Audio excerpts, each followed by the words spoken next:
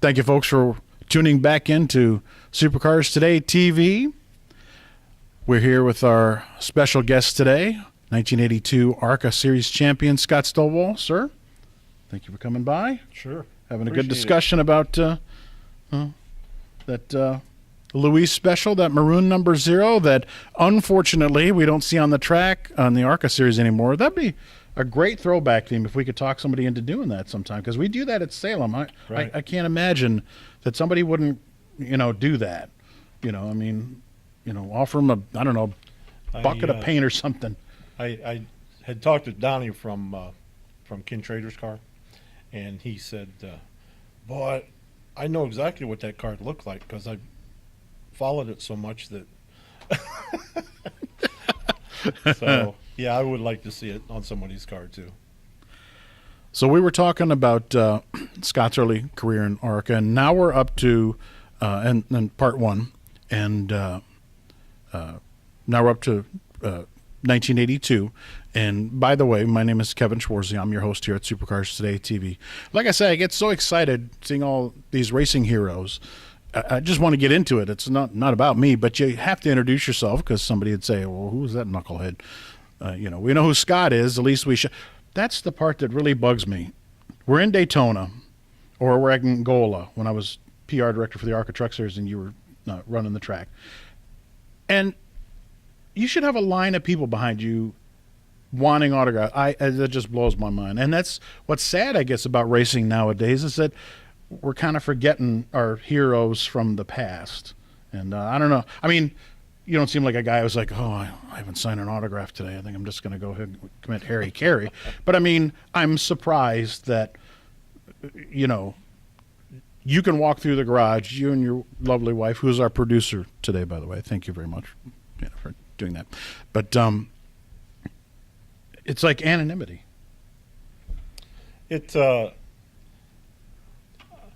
I don't know. It doesn't bother me. I mean, anybody that would walk up to me and recognize me and want an autograph, I would surely give it to them without a problem. I mean, I'd stop whatever I was doing. But it's kind of funny because as an official now, being with a car after a race or something, going through tech, the guys will be talking about this or that and the other. And we was down at Salem last year, hot, sweaty. And after the race was over, the guy with the car, he says, boy, I bet you can't stand this heat. I says, this ain't nothing. I said, I used to drive these cars before they had cool suits, before they had any of this stuff they have now. Power steering. No power vents, steering, no cool suit. Yeah. Yeah. So he's like, what? And then I introduced myself, and he was taken aback by it. But I'm always there. You gave me a call. I'd love to, just keep the racing, the history of it and everything. Just keep it going. And when they do have autograph sessions, I try to be there for them with ARCA. Now, Joe Ruttman is 74, and I didn't bring up the R word with him because he said, I'm not retired. He said, you always still think you can do it, but, you and I are about the same. We're in our 50s. Do you think you could still do it, and would you want to still do it? Before I was an ARCA official, we'd go to races, my wife and I, and she knows how I'd get so antsy up there watching these cars thinking, what are you doing? I mean, and then I tell everybody to this day, Kevin, I know I can still do it. I know I can get around Winchester because they're turning 15-second laps, and I can still hold my breath for 15 seconds. I just don't know how many laps I can make. I could do one lap. Too funny. Okay, so now we're up to 1982. Probably one of the best seasons that a driver could ever hope for as far as average finishes and things like that. So here's some stats for the numbers junkies. In 13 races, this guy right here, his worst race was an 8th. He ran all but 8 laps. That's about a 99.5% completion rate, and your average finish was about third and a half. That's, I mean, It was a remarkable year. Remarkable. I think we could use a few more words. That's unbelievable. A lot of credit goes to Larry Harp, my crew chief. He wasn't just a crew chief. He built the cars, did everything from A to Z. Motor work, chassis work, body work, whatever it took. Then took the car to the track, He lived it. Just absolutely, just exceptional. And without him in the corner, I don't think a team could have accomplished what we did that year. Ran every lap at every track. I think we lost the 8 laps at Winchester due to a lap car with a slow blown motor. Everybody went into turn 3, and it was all hell broke loose. Yeah, you don't want to do that at Winchester. Yeah. And well, any track, but especially Winchester. Getting the car back together as quick as they could. That was just a phenomenal year for us. That's the word I was just about to come out of my mouth. I mean, it was just all the speedways. I think we had 2 third-place finishes, one at Daytona, one at Talladega, which a third-place finish for us on the speedways back then when you was racing with guys like Tim Richmond, Davey Allison, the Bodine brothers, yeah. Joe Ruttman, Red Farmer. That was quite an accomplishment. Jim Vaughn, Yep. another fast Ford. Yep. And we were talking about Rick Rowland earlier. Right. He had that. They called it the Rocket. He was the one approaching 200 miles an hour, and like you say, second, third, fourth, fifth, whatever. Yep. And wow. And you probably can't. A crew chief probably can't do that nowadays. I mean, build the motor and do the body work and drag it to the track and drag it home. Those days are probably, even in a series like ARCA, those days are probably over. If you I want would to say win a they're championship. probably for the most part. There might be a very few select guys out there that still do that, But not guys that are probably contending for a title. right. I mean, we've got, talking to Bill Venturini, 2-time ARCA champ, Daytona this year. He calls it the monster. Looking at his 4 trucks, he says you got to feed the monster, Yeah. and and they have not won a driver's title yet. They've won a lot of races, but they've not won a driver's title. But there's no way that the engine builder is building the cars and doing the body work and changing the gears and then driving the truck and then standing in the corner, like you say, Right. and then debriefing on the way home and then start it again Monday. Yep. Yeah. That's.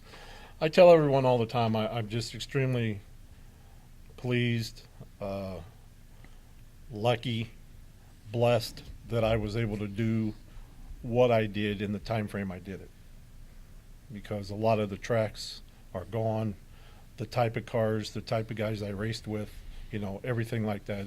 It's just everything's different now. You're watching Supercars Today TV, Part 1, with our special guest, Scott Stovall, the 1982 ARCA Talladega Supercar Series champion at the time. It's now the ARCA Menard Series. This is 2019 to kind of date our broadcast here, which you don't like to do, but I don't care. But at the time, you were the youngest ARCA champion by far in history. Mm-hmm. And that was for about 3 decades, and now you're about 5th or 6th. Yeah. Kids have been pushing you down the list. Yeah, the kids are really. It's amazing when you see the age of someone now. I started my career when I was 15. My dad taught me how to drive a straight shift when I was 8 years old. So, started young, was around the environment, and then, like I said, being around Moose at the ARCA races and everything, the progression up to ARCA, I think, was just a natural step. Well, in 82, you guys didn't just run ARCA. You guys ran USAC, ASA, if I'm not mistaken, and your first stock car win, big car win, as they called it back then, was in USAC. Maybe Yeah. talk about that a little bit. Well, we run the same car, basically. I mean, so Were they doing combination events at that time, or was Yes. that the next year? Well, they didn't call them combination events. They started calling them that the following year, but some of the ARCA guys would show up and run. Per se, when we'd go run DuQuoin or Springfield, a lot of the USAC guys would show up to run those shows with us. That was at Winchester, and which is by far one of my favorite tracks anyway. And we always did get around there real good. And it was probably still to this day my favorite race I ever won, because the famous Ken Schrader was there, and we had to beat him for the win. Do you ever remind him of that when you see him? No, because he's won so many more races than me. But I beat you for number one. You was the first loser one day, right? Right. Yeah, one day. Right. That's funny. But did you? It was kind of a tight competition at the time. You had USAC stocks, you had ARCA, and you had the IRA with the late Sal Tavello. We just lost him a couple weeks ago. I mean, you guys, I think, run at least one IRA race, didn't you? So yeah, we did. I can't remember where it was at, but we ran. We just tried to run that type of car as much as we could for the experience. But did you face any flack from any rival organizations? I mean, I don't know if anybody higher up would have said anything, but maybe the inspectors are going, well, we don't do that here and whatever. Well, it was always kind of the biggest time, the time I seen that we had the most of that was when we ran a NASCAR Busch at the time, I think it was, race down at Raceway Park in Indianapolis. And we showed up there, and it was a little rough. They was a little rough on us, and the drivers were a little rough on us. Got spun out on the yellow. I never figured that one out yet, but want to mention any names? I guess he just wanted to show me. I'll show that kid. But we did a decent job down there. I think we was the first non-NASCAR car in the field. Did they consider that a win, I think, if that's not mistaken? Didn't they? We did. Well, of course. Yeah, we did, but it was actually the first Kroger 200 down there at Raceway Park, and they just they didn't consider it anything as far as being a combination show or anything.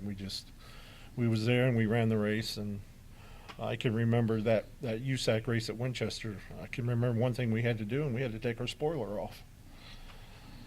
And wow, my dad was all upset, and my crew chief Larry Harpy says, "Jim, we'll be all right." So he just. You're saying easy for you to say I'm the one driving it. Well, he just, I trusted Larry with my life. I mean, between Larry and his son Lee that I drove for later, when they'd set a car up for me, I might not have ever been in that car before. And we'd go around it and we'd set it up. When they tell me it's ready, I never batted an eye. I drove a car for a fellow up in Toledo at the Glass City race, and we went up and tested it. And the car owner was standing up on the backstretch with Lee. And I went out there, and about the third lap, I turned it loose, and that guy couldn't believe it. He said, he never even tried it out. And he come back in, he says, "You never tried it out?" I said, "I don't have to." I said, "When these guys tell me that car's ready, it's ready." And if you notice today, in the sport nowadays, when you only have 10 minutes of hot laps or something, they're on it right away. Yeah. So that's the way everybody does it now. Oh, yeah. Back then it wasn't. Now, no. Well, especially, if you're sharing the track with other divisions as Sure. well, you 15, 20 minutes, you better get on it. You can hear them motors wind up, and you're right. You're gone once you pull out. You're exactly right. Back to that 82 season, you had 3 runner-ups as your best, and nowadays NASCAR's talking about, oh, you win, you're in. I mean, it wasn't like that back 1982, but people look at wins. Oh my God, we got to win, and you didn't have a win yet. Was that kind of weighing on you little guys a little bit, or was it like we've run so good, doesn't matter what we do? I mean, you know what I'm saying. I didn't never feel any pressure about winning. We never really talked about it. Our team never got together and said, what we got to do here to make, we was just, like you said, when you're averaging a third place finish, 3.5 or whatever, we just felt like, it would come. Whether it was going to be that year or not, we didn't know. And fortunately, the last show of the year at Sandusky, we won. Thank you for watching Supercars Today TV, Part 2, with our special guest, Scott Stovall, and I'm Kevin Schwarzy. And maybe talk about that Sandusky race a little bit. I would call that, I guess, the breakthrough win, and that was the last race of the season. Boy, talk about, right on time. It's just when everything came together. I mean, like you said, we ran good all year. We was probably favored at Winchester because that was always, we always ran well at Winchester and Salem. Sandusky's a lot like our local track here in Fort Wayne, Bearfield Speedway. That might have had something to do with it. The way you drive it, the way you approach it. But as far as putting pressure on ourselves, we never did. We just, like I did later in my racing career after, when I went back to late models and that, I never worried about, points, this. I just was out there to race and to win races, and when the championships came, they came. But was there something you guys did different that day, or we're just going to keep? Everybody says keep doing what you're doing. Is that what you guys just did? That's all we did. You knew just eventually. kept our nose to the grindstone, and like I said, we just kept after it, and it fell on our hands.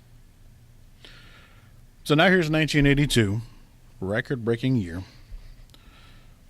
Surely we're going to win more titles.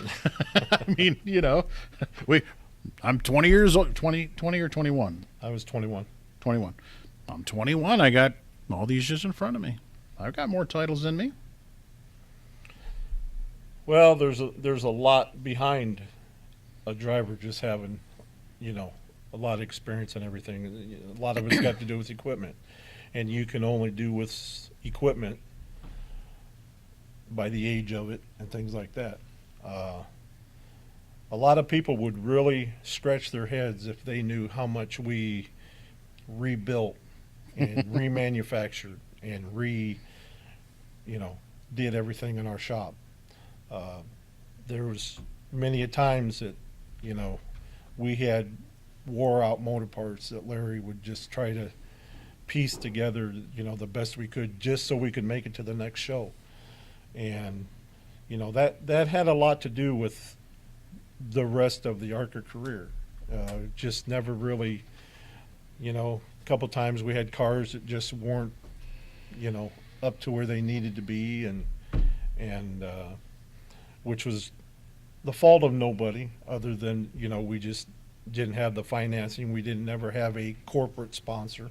We never had, anything like that. So it was more or less racing out of our hip pockets the whole time. Which is, nothing against ARCA, but kind of a typical ARCA team, especially back in the 80s. Right. A lot of guys are, rebuilding, and into the 90s, I would say mid to late 90s, you really saw that money come in. Not that it wasn't in the 80s. You'd have those invaders come in, but for instance, the short track car that is here at the museum, that car was originally built, I think in '78, for Moose as a Chevelle. And then when I took over, we put an Oldsmobile body on it, and I took that car to Daytona. It wasn't a per se speedway car. It wasn't built for speedways. Then we purchased a speedway car, which is now at the Talladega Museum.